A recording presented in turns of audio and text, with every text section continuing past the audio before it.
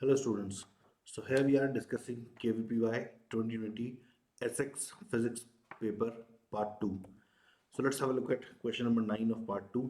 So this is a theory based question. It says that we want to make a solar cell and we want efficiency to be higher and we want to coat this solar cell with a material B, and the question gives us options of choosing band gap in material A as well as material B. We have to go for the right option. So what are the key points to keep in mind here? The first point is that we are using material A as the basic or the core material for creating the solar cell, which basically means that it should work as the semiconductor, and we want the band gap for material A to be in the range of, let's say, one and a half electron volt, because this is too less, this is too much. So we are looking for A or B option as the correct one. Okay.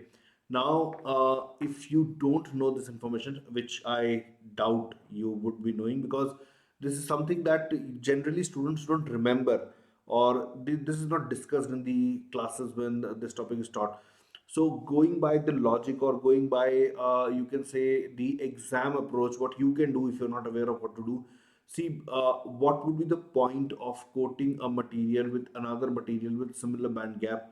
So with this thought in mind that it would be useless to do so, we can rule out option B and therefore we can go for option A. Okay, that is one of the ways.